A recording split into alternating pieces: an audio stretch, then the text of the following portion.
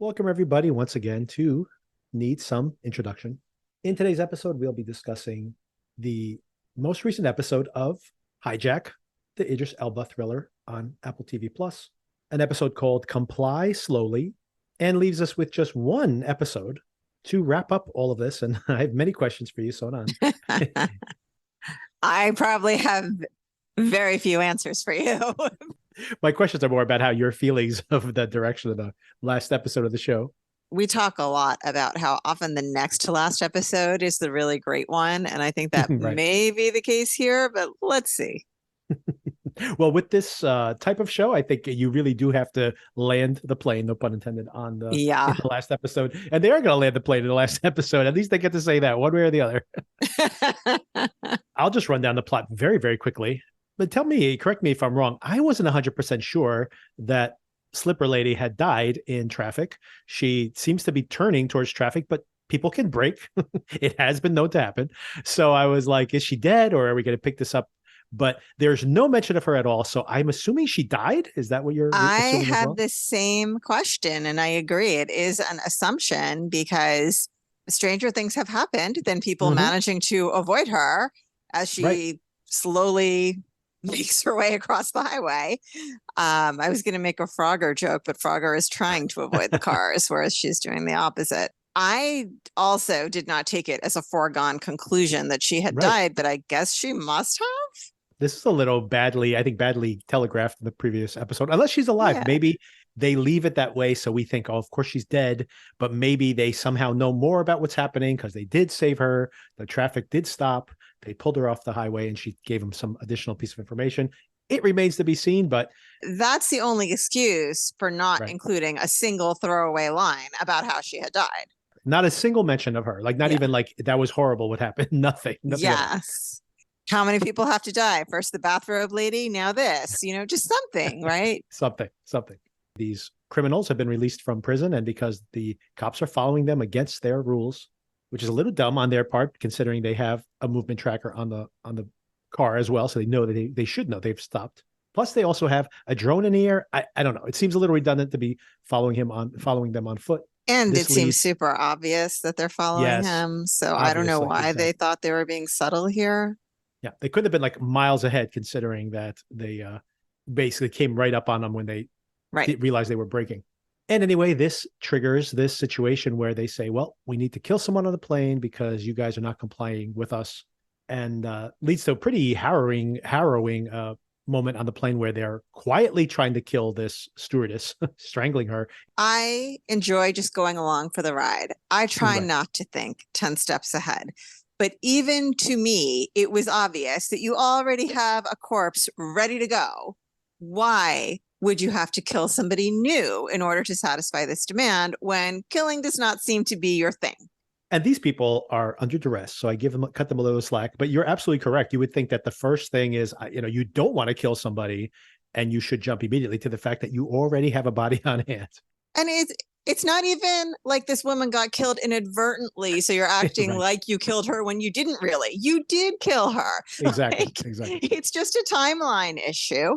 I was actually just about to text you, why don't they just take a photo of the fruit juice lady when they came up with that idea on their own? Thanks to Idris. And any question as to whether he was more a heroic character than he was maybe conveying earlier, he does seem to, once again, put his neck on the line to prevent another death on the plane. I cut you off with my enthusiasm. They are trying to very quietly kill the poor flight attendant.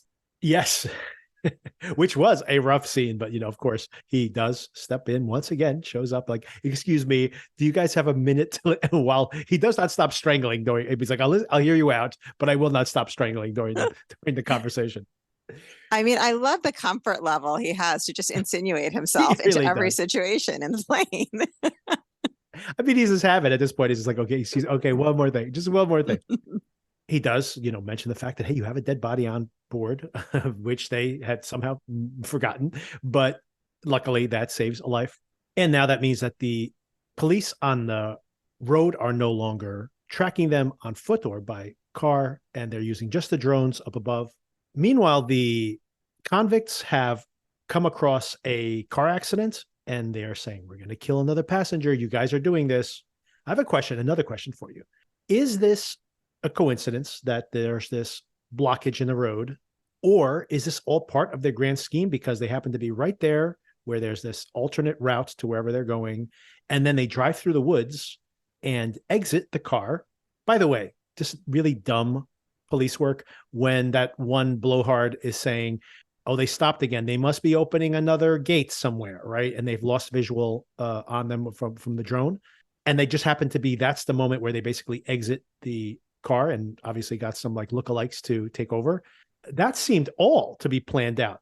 I think that the accident itself, they're pretending like you guys are doing this to us. They set up the accident so that they can then pretend that they're taking an alternate route against their will, so that then they can drive through the middle of nowhere where there's enough cover so that a drone can't see them. And then that's where the exchange happens. So that's how I read all that. Is that how you read it as well? I was confused at first whether it was a naturally occurring accident, an organically occurring accident, or the police had set it up. Then by the end of the episode, I was convinced that the police had not set it up. Right. It still wasn't 100% clear to me whether this was part of the hijacker, for lack of a better term, because there's different facets to that group now, but a hijacker plan. I think it's quite possible it happened the way that you said. I'm not convinced necessarily, but I also have a question. I did not understand where, and maybe I just looked away, where did the doubles come from, those men? That's why I think that this was all like they're playing, that they're angry about this diversion, but it was all their intention, because there's a moment where they stop on the road. The drone loses visual contact with the car. And then they say, why are they stopping? And that one guy who's like really pompous is saying, the one who doesn't want to comply, although I kind of agree that they shouldn't be complying with these terrorists. He says they're obviously just stopping to open another gate because they're on this rural road. At that moment, when that's what he speculates, I think that's when the car stopped.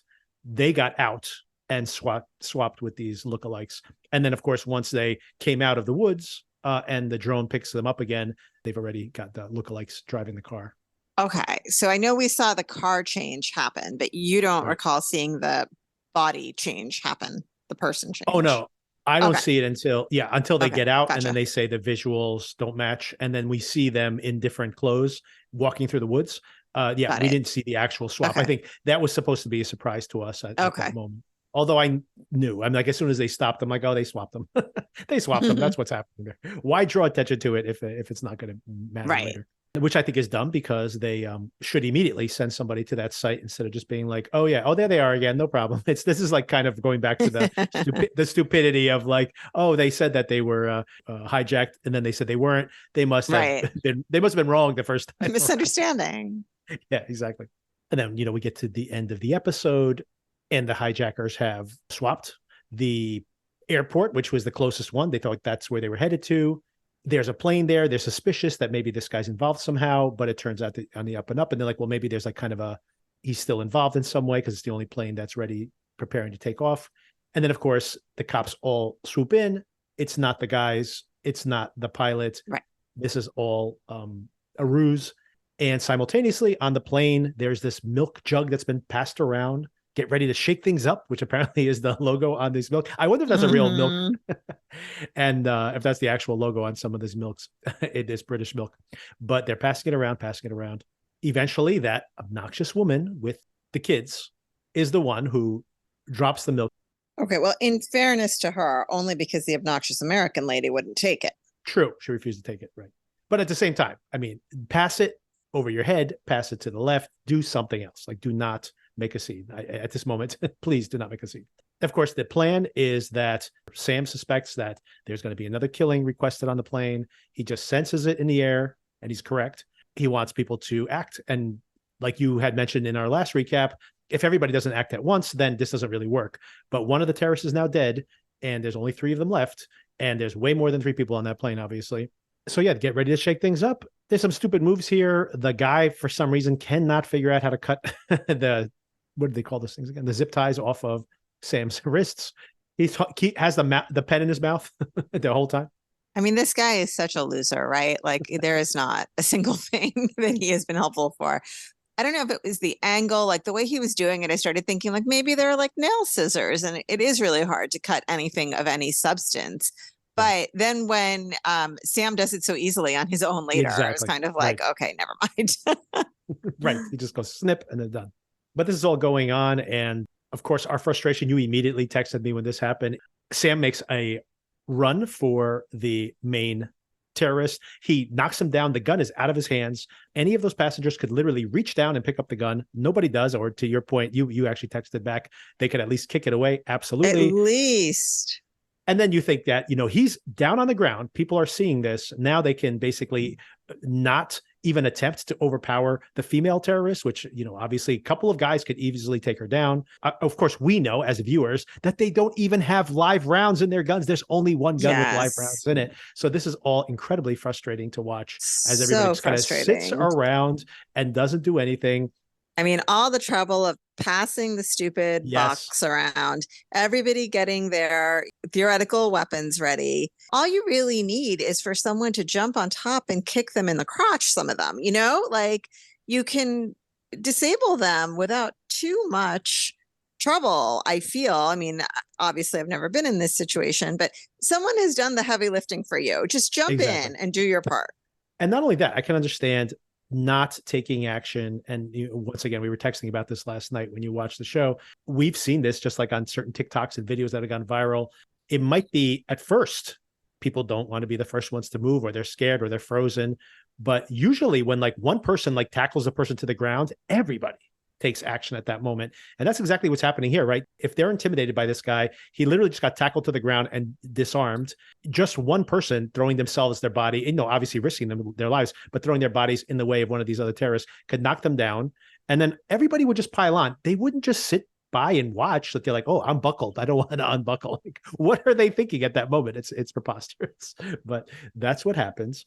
And it's very artificial to create. And across the board, right? Like the entire plane, there are 3 different terrorists, like just everybody just sitting by and watching the train wreck happen. How about those 2 guys who wanted to take action, the 2 older guys, all the way back in episode 2? They've been released now by the one of the flight attendants. And they don't seem to be doing anything either here, right? Yeah, or they are whatever, running up the aisles or whatever. But once again, it wouldn't be. You don't need to cover that much distance on an airplane. It's really not that far of a distance to move from one place to the other. All of that is to say that if anything, it's bad construction on the way the episode is constructed. Because honestly, I wouldn't have any of these qualms if we saw everybody taking action. The gotcha here, of course, is that there is yet another sleeper agent on here, another contingency. This woman who's armed and is waiting to be activated. She seems very nervous as well. So she may actually be co-opted in some way as well. You could have had a situation where we would have triumphantly been watching the show thinking like, oh my God, they're going to do it. They're going to take back the plane. And this woman would walk down the aisle or walk out of the bathroom, shoot the pilot in the head. Everybody would be shocked and terrified because we know these are live rounds, and they would have just cleared the way because she would have had a gun pointing at them. She would have walked right into the cockpit and slammed the door behind her, and we get the same ending. And it would have been much more satisfying because we would have been thinking, that's what I would do. And we would be like rooting, like pumping our fists, like they did it. No, they didn't. And we get the same results. So I don't understand why this miscalculation in making everybody just nincompoops. Again, that one recently released criminal, what a brilliant move with the plastic bag on the head. Right. Like, I mean, come on, just help the guy out. He's doing all the heavy lifting. Just, is that the terrorist with the real gun, or is that with the real bullets, or? The brother's own has the real gun. Okay. Right. But nonetheless, it's an interesting idea, story development wise, that I guess they decided to show us the character of the people on this plane. They think of themselves as the type to do something heroic, but when push comes to shove, they do not. I just feel it's unrealistic. Even if 50% of people do not take action, the other half, and once again, there have definitely been times in the past where passengers do sit by during terrorist acts or during hijackings and don't do anything because they still think this is going to play out in some peaceful way, but they have killed somebody on the plane. Like, this is not they've already killed someone on the plane. That one guy with the diabetic uncle or whatever has already stabbed someone with some scissors. Right. And he was like anxious before. He almost jumped the gun before, right? So where is he now? Right. Yeah, it's just very frustrating and illogical to play it out this way.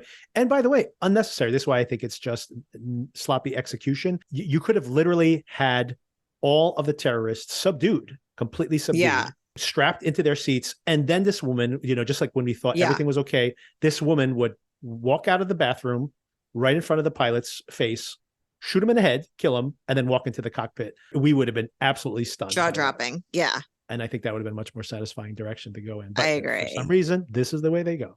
Yeah, so a lot of dumb decisions being made here across the board by the people on the ground and by the people in the plane.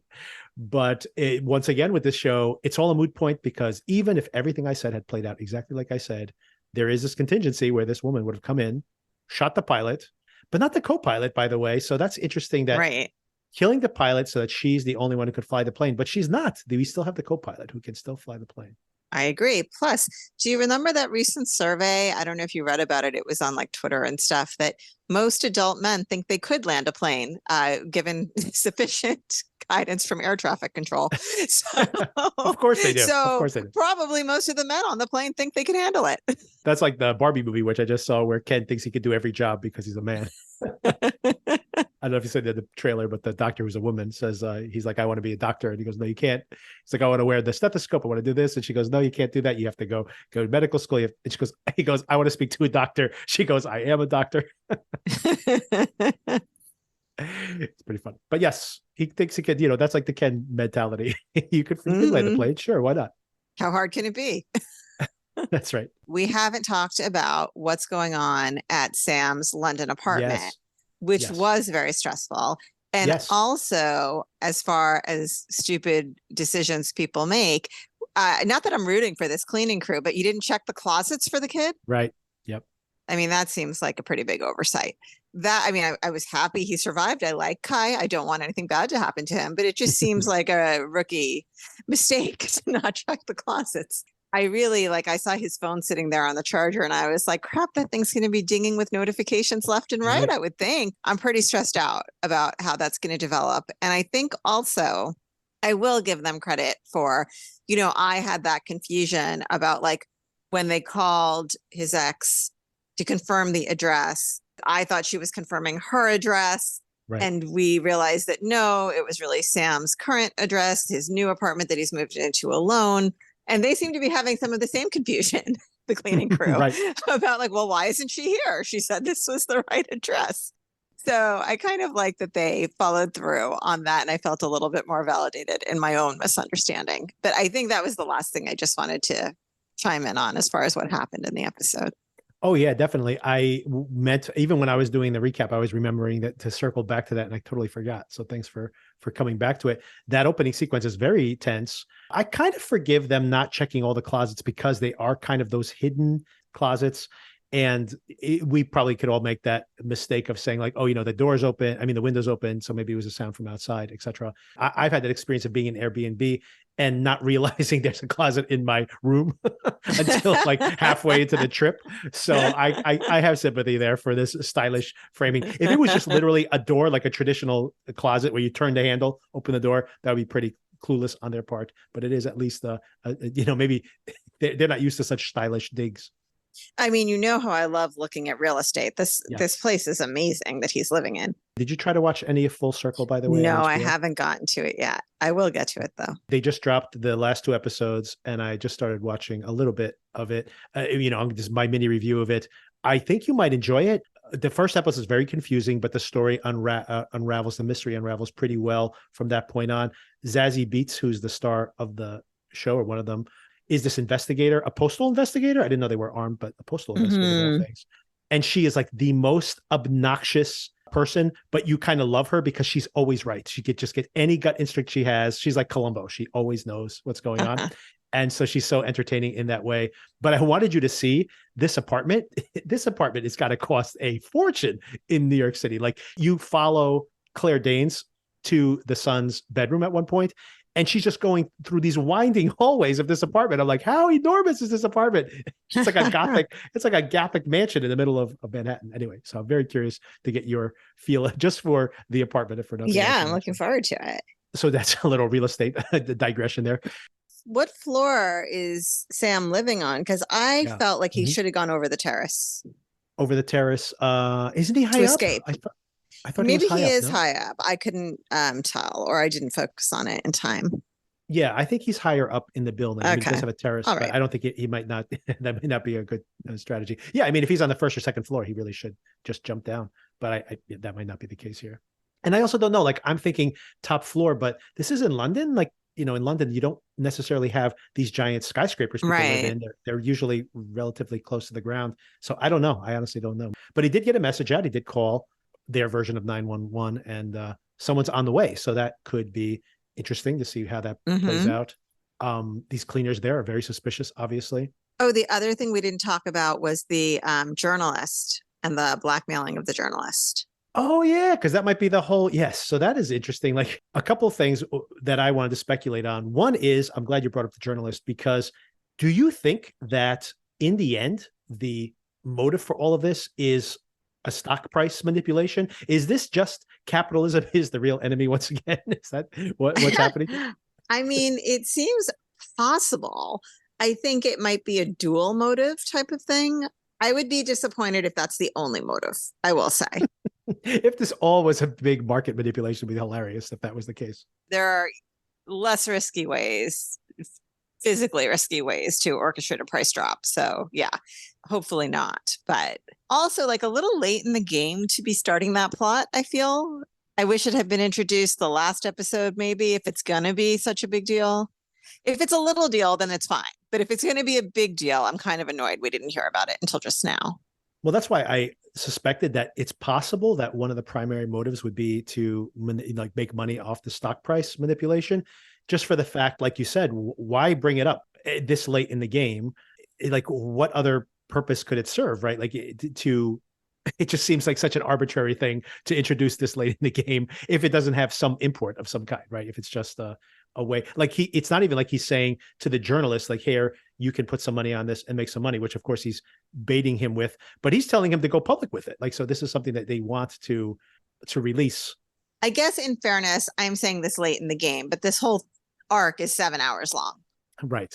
True. I guess, is there really a difference between whether this guy said something at noon or whether he said it at 5? I mean, I guess if the market closed, maybe, but other than that, maybe I'm being a little bit too hard on them in that way.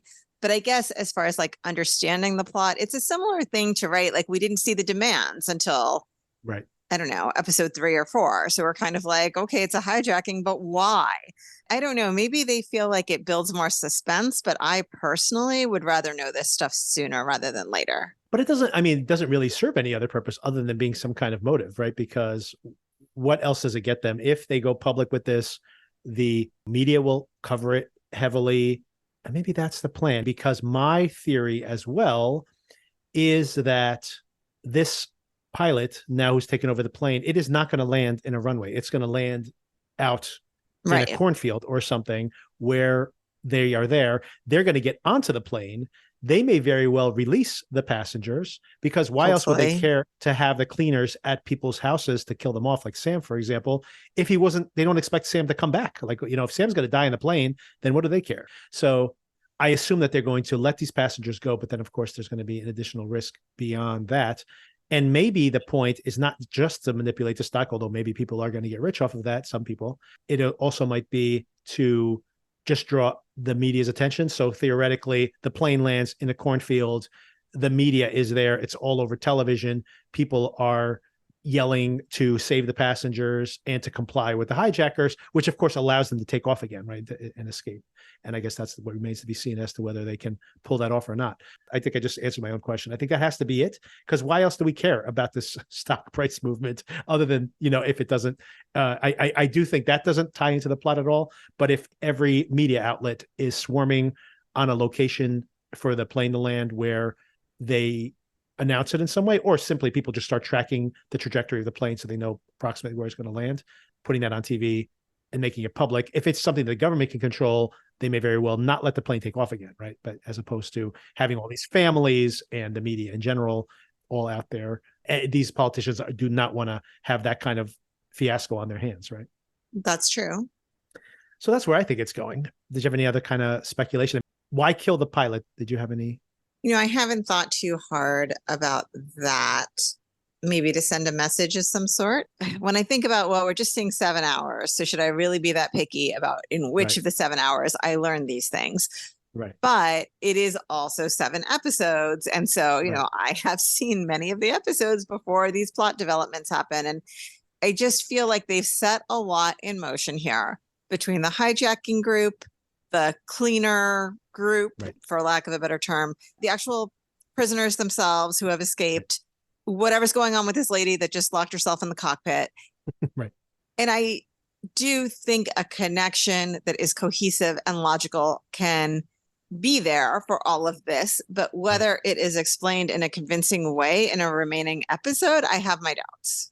Yeah, my concern is exactly that. I do think that everything is tying together here. So I feel like they are going to tie it all together. I worry that it's all going to be way too rushed at the end, unless we get like a really long episode. Maybe that could be a fake out, that they give us like a 1 hour and 20-minute finale. Because when you look at the timeline at the beginning of the episode, they say we're like an hour and 40 minutes. Like the mom tells the kids, that's how far away we are, which means that we basically 5 Paw Patrols, exactly. So by the time we get to the end of the episode, it gives us like 45 minutes. These episodes have been around 45 minutes. The plane is not going to go to Dulles. It's going to land in the field somewhere. So it's probably going to land within, let's say, 15 minutes. And then there's going to be the hijackers are going to get in there. The media is going to get there. The government's going to try negotiating with them. That's going to take 10, 15 minutes. Sam is going to be involved in all this somehow. They get the passengers off the plane, or they manipulate Sam in some way, saying like, we have people in your house, yada, yada, yada. And why do they care about Sam anyway, even at that point? For this all to pay off, when there's going to be, after all those logistics I just laid out, it's going to be like 10 or 15 minutes of show left. It's like, you're going to explain all these people's motivations. And I think we would, as viewers of the show, want to not only see these people lose, but like this whole cabal be taken down from the inside. I think you need a whole other episode to unwind all of that, right? Like for Sam to be targeting them or pulling some strings behind the scenes, tracking them, or working with these investigators on the ground to pinpoint who these people are and come up with a plan to take them down. That obviously cannot happen in 45 minutes. The plane will barely touch the ground in 45 minutes, right? Yeah, I have concerns. But that being said, I did like this episode. Yes, I did. I enjoyed all of this, and it was very tense. And except for my utter frustration with not only the fact that the people did not take action. I always get very frustrated when I see that happen. Anyway, the point is that these people could take action, could defend themselves. It's very frustrating when you watch people not to do that. And especially I thought it was a little lazy, because my version of it would be more satisfying, what I outlined earlier, where you could give them a triumphant moment and then completely undercut it, which would be ironic and more satisfying as a viewer, I think. Anyway, so. Yes, I do agree. That would have been a more interesting and satisfying and then demoralizing in the end, exactly. sequence of events than what we got. But I will say, I kind of came back to the idea that we talked about before, that you had come up with, that I think is very accurate. This is like a beach read. Adjust your expectations accordingly. The problem to me is still, I'm not sure Apple knows this is a beach read. and that disconnect is a little bit like, I get confused sometimes. I'm like, maybe this is supposed to be a more solid plot than it appears to be, rather than the beach read plot where you're willing to be a little bit hand wavy about things because, it's holding your interest and you're not asking for all that much from it. Yeah. And I mean, I guess that's a tough thing to market it that way, but I think it's working. I think this has been a very popular show for them. And, you've mentioned this before. It remains to be seen as to whether they can really tie everything up in a satisfying way here at the end. Primarily, I've enjoyed all of this up until this point. Even the dumb things about it are part of the entertainment value. And it very much knows the show that it is, I think. Maybe not Apple does, but the creators of the show do. But I do worry that there's not enough time to pay it all off. But I think if they do somehow give us a clever ending and the word of mouth is strong on it, I think this is going to be a huge binge. I think a lot of people are going to binge this show. I think it is, as you mentioned before, really a very well suited for a binge watch. You could probably wrap it up there. All right. And then we can talk about Bluey maybe tomorrow. Yeah, I'm around all day. All right, perfect. All right, talk to you later. Great. Okay, talk to you later. Bye.